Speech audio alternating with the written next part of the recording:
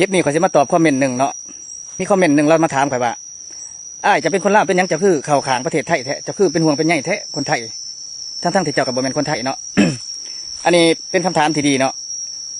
และข่อยสิมาตอบให้มื้อนี้เป็นคำถามที่ดีหลายที่ใส่ถ้อยคำสุภาพและมีเหตุผลเนาะข่อยสิมาตอบแล้วนี่ก่อนอื่นหมดนี่ข่อยสิบ่เว้าถึงว่าไผผิดไผถูกเนาะสิเว้าแต่เนื้อหาความหมายที่ว่าเจ้าคำถามของเจ้าถามว่าข่อยเป็นยังคือข่าวขางเป็นยังคือเป็นห่วงเป็นใยแท้ประเทศไทยนั่นข่อยสิตอบแต่ความหมายตัวนี้เนาะอยากให้ฮู้นำกันเนาะว่า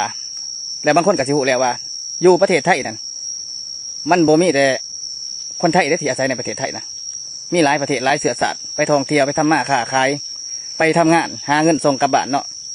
โดยเฉพาะแรงงานลาวนี่มีหลักหมื่นหลักแสนคนและการทำงานนั้นเขาบริกระจุกตัวแต่อยู่ในกรุงเทพอยู่ในเมืองหลวงของประเทศไทยได้บ้านี้มันกระจายไปถูกแขวงถูกจังหวัดของประเทศไทย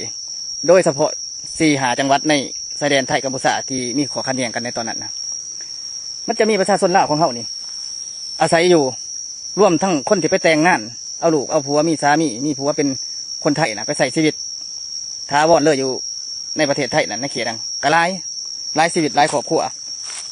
ร่วมแม้กระทั่งประชาชนชาวกัมพูชาเอง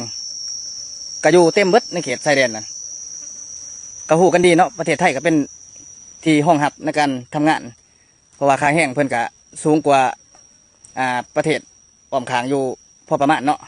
อยู่หลายเท่าเติบอยู่กันมาเทียบใส่ประเทศเท่ากับประเทศกัมพูชาในอ้อมข้างนี่นะที่คอยว่านั่นก็เป็นห่วงเบิดทุกคนที่อยู่ในประเทศไทยนั่นแหละว่าร่วมว่าเฉพาะกับประชาชนลาวนั่นแหละคนที่คอยเป็นห่วงที่เขาไปทำงานทำการส่งเงินกับมาให้ครอบครัวที่เป็นลูกเป็นหลานลาวของเขานะอยู่เต็มเบิดนั่นถ้าหากว่าเหตุเกิดนี่คือเกิดขึ้นในมือนั้นถือเป็นลูกเป็นหลานพวกเจ้าดิที่ไปทำงานแล้วโดนลูกลงในหันนั้นพวกเจ้าสิรู้สึกอย่างไรฮะนะเขาก็เลยออกความคิดความเห็นไปในมือนั้นนะก็ย้อนมาเป็นห่วงในจุดนี้แหละบอกว่าแต่ห่วงคนไทยห่วงทุกๆประเทศห่วงทุกๆคนที่อยู่อาศัยอยู่ตามนั้นเนาะห่วงลูกห่วงหลานประชาชนลาวเฮาที่ไปทำงานอยู่ในประเทศไทยนั่นญาติมาถือลูกลงเข้ามาเกิดถือลูกลงมาผิดพลาดมามีการสูญเสียเกิดขึ้นครอบครัวสิรู้สึกอย่างไรถือไพ่ก็เสียใจเนาะและก็บ่อยากให้มันเกิดขึ้นมันบ่ได้ว่าเป็นห่วงเป็นใยเฉพาะแต่ประเทศไทยหรือว่าคนไทยเลยคอยห่วงใย